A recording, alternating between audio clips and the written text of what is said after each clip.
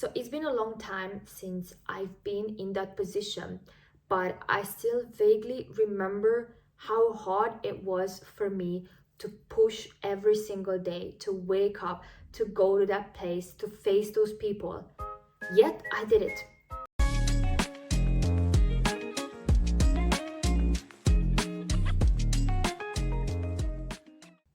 I did it, and in this video, I'm gonna be sharing with you guys how I did it. So, hi everyone, welcome to my channel. So, imagine you are in a position where you have to keep pushing yourself in a very bad environment. A bad environment can be an environment that just doesn't support you, that actually drags you down, or an environment where you just don't feel like it's your potential. But it shouldn't stop you from reaching your dreams. It shouldn't tell you to stop going forward. And I'm going to share with you guys how you can keep pushing even if the environment around you is very bad. So the first thing that I want you to do is to remember your goal. When I was facing this environment and I went inside and people were already dragging me down at like 8 in the morning, I told myself, why am I here? What are my goals? Why did I start? What is the end of it? And when is the end of it? And when I realized that actually I need to push for like 3 other months and I'm done, I kept going. I kept pushing because I know why I started, why I needed that job. It was very important for me to keep going. It was very important for me to not to give up, because if I gave up, I knew what I was giving up. It's not just my job, it's not just my friends, my life.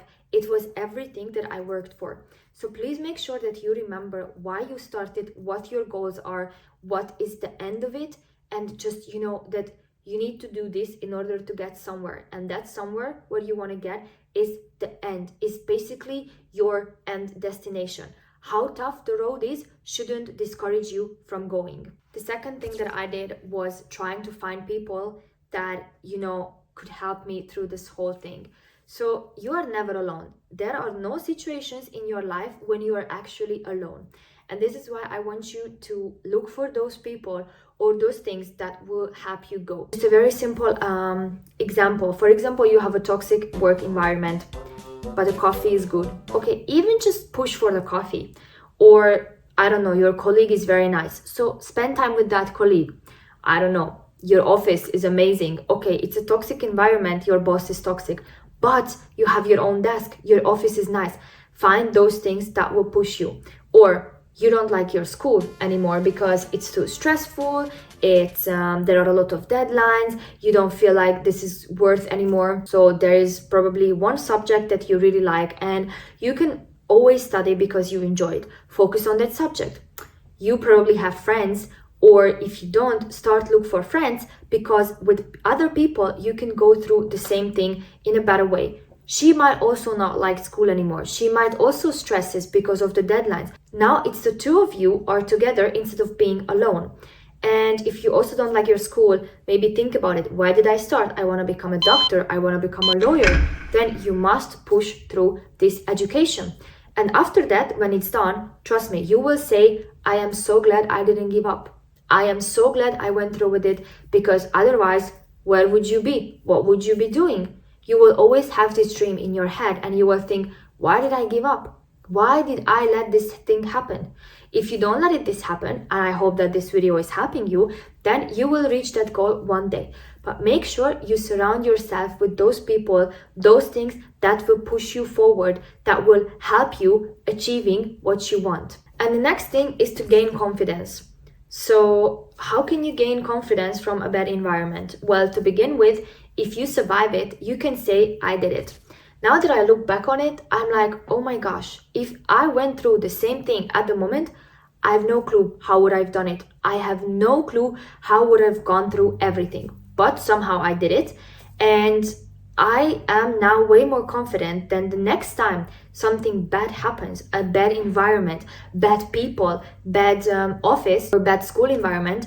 I will know that, look, I survived it once. I can survive it again. And because of that, I get confidence. The second thing is that you gain certain skills. For example, in my position, I had to be very patient.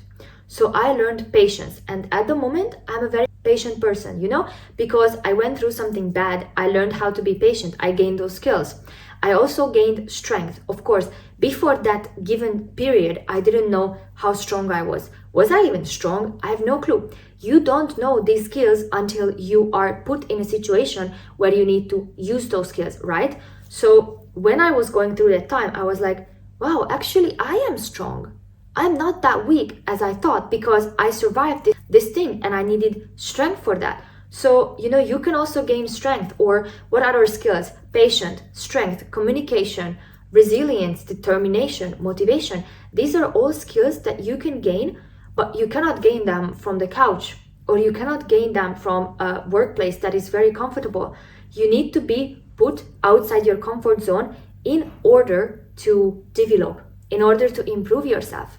How do you expect to improve yourself if you do nothing the whole day but play games and sit on the couch? You know, if you can, I'm impressed.